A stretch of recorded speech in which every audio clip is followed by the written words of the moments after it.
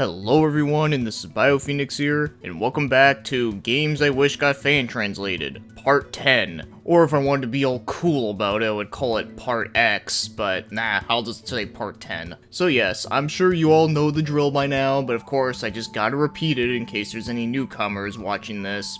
But that is that this is a series where I like to briefly talk about some random games that I found out about that are Japan only, that I think look really interesting, and that I would like to play one day. And making fan translations is not easy, like I always mention. It's one of those things that just can't happen overnight, so of course, you know, I'm not expecting these to happen anytime soon, but they're just ones that I just want to briefly cover and just say that, you know what? This game looks really cool. I'd love to play it one day if I could, but unfortunately it's like either like an RPG or a horror game or a visual novel with a cool premise, so I'm gonna have to wait. And that's perfectly fine because, you know, I got like a huge backlog of games anyways. But it's always fun to talk about these oddball obscure games that are just waiting to be discovered. Because there's been a couple times where I thought about, like, wouldn't it be cool if they made a game of, like, this sort of, like, concept or this sort of setting, and then turns out it's like, oh, they actually did make one, but just we didn't get it over here. But anyways, with that out of the way, this is like the 10th time now, and I don't know how much more I'm going to be doing on this. I guess it all just depends on like how many games I keep discovering about that I wish I could play one day, but let's get right to it.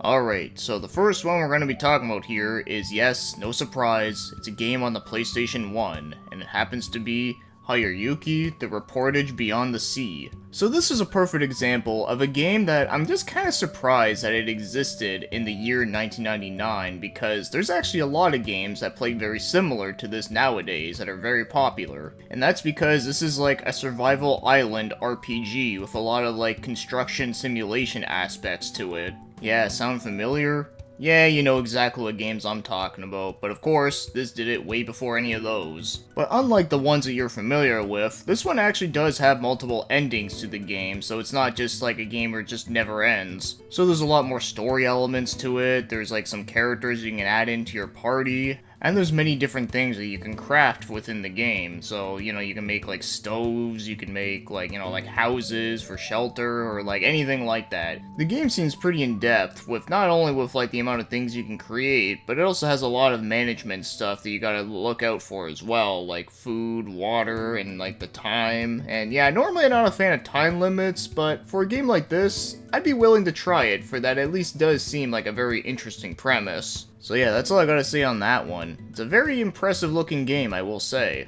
And next up we have is a game on the Xbox. And this is one I thought about mentioning in the last video, but I guess I might as well mention it now. And that happens to be Megatama. Yeah, take a look at that box art. Very ominous looking, and it looks awesome. So this is a ninja-themed hack and slash game, so that's always awesome to hear about. Now, maybe this game doesn't necessarily need a fan translation to be playable, but it would be kinda nice just to be able to know, like, what's going on in the story and whatnot. And I figured I might as well mention it in this video because I don't know when else I'm going to be talking about it unless this game somehow becomes playable on the next Xbox emulation update.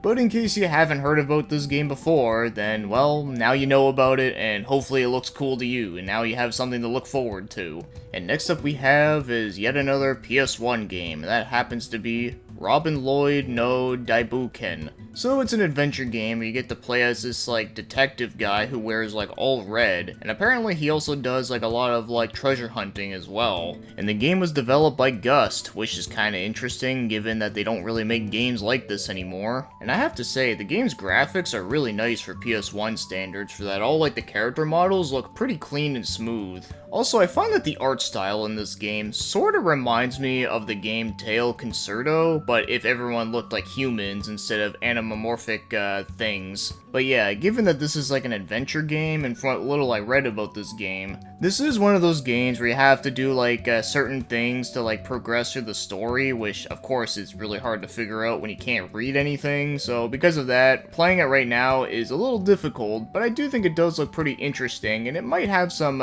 pretty fun charms, just given from what I've seen. So in another weird way, this game kinda does give me some Loop on the Third vibes, so yeah, it's basically Tail Concerto meets Loop on the Third, but without the furry stuff. And next up we have is a game on the Sega CD, or I should say, the Mega CD, and I'm probably gonna fuck up the name of this game, so do forgive me on that, and that happens to be Shinseki Fey Area. Yeah, I don't know. So this is a top-down view medieval setting RPG game, so, you know, may not seem like anything special, but I have to say, I really do like the game's art style for that. Like, all like the graphical cutscenes look really nice. In fact, they kind of remind me of like a PC-98 game, so, you know, that's always awesome. Also, the battle screen is kind of cool looking, where you get like the two little panels of like the characters facing each other with this cool border. I kind of like that. And the big plus side for this battle system is that all the battle options and commands are all done with symbols, so meaning that, well, it's easy to play without knowing Japanese, and plus it's less work for the translators to work on. And something else that I should mention is that this game was developed by Wolf Team, so you know what that means, right? That the game's music is probably going to be really awesome, because I really do love a lot of the Wolf Team OSTs. Now, unfortunately, I don't have a lot else I can say about this game, but it does kind of remind me of like another Lunar-style game on the Sega CD, which is always cool to have more of that. And the next one we got happens to be on the PC-98, and it's actually a little mini-series of games called Sword Dancer. So there are 3 games within this series. There is Sword Dancer, and then there's Sword Dancer 2, Goddess of the Evil Blade, and then there is Sword Dancer 93.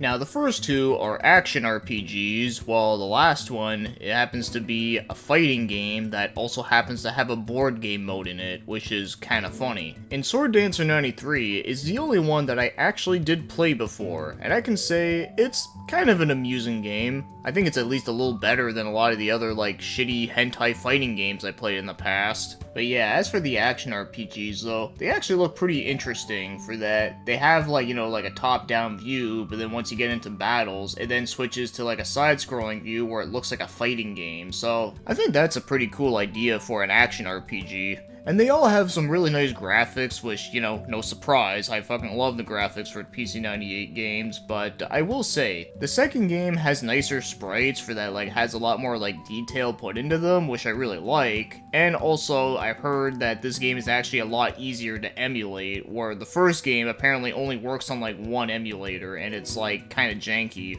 So if any of them happen to get fan-translated, I would imagine that the fighting game one probably would get done first, given that there's not nearly as much text in the game, but also I'm pretty sure that the second one would happen like before the first one.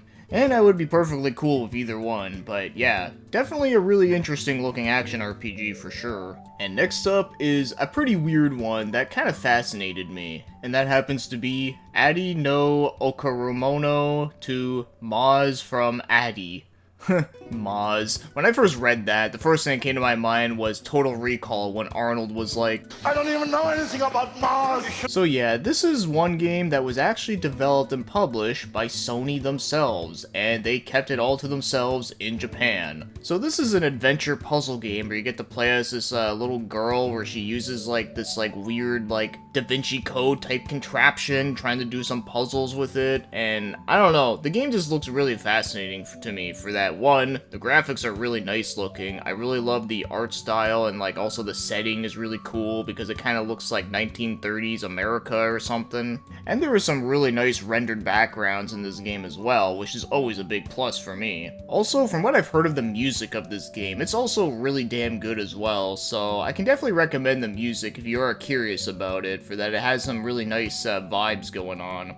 And one thing that's kind of weird is that I can't even find like a simple summary of the game's story anywhere, so yeah, it's gonna be one of those games that I'm probably not gonna know what it's about unless like I happen to watch a video of someone else who actually knows about it. But yeah, a weirdly fascinating game to me. And the next one we have here is on the Sega Saturn, and that happens to be Virus. So this is a point-and-click adventure game, very similar to Snatcher and Police Knots and all that, because it actually has a very similar setting. And also like those games, it also has some shootout sections as well. And it also has some really cool graphics for that. I really like the pre-rendered backgrounds they have. Also, they have a lot of anime cutscenes, which look really well animated. And they also have some of the anime characters, like, interact on screen with the pre-rendered backgrounds. And yes, I do know a little bit about the story on this one, and just like the title says, yeah, it's about a virus that infects, like, everyone who is a part of, like, a cybernetic world. And of course, the main character is one of the few survivors and now has to join, like, a special force to stop cybernetic crimes and trying to figure out what caused this virus to happen. At least that's, like, the simplest way I can put it. But yeah, like I've said about many other cyberpunk-looking games that came out in the past, I'm always interested in wanting to know more about them for that they just look really freaking cool.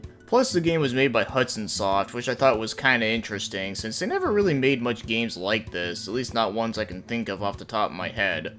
And the next game we got here is on the PS2, and that happens to be Indonesia. Yeah, you gotta love that bright pink on the cover.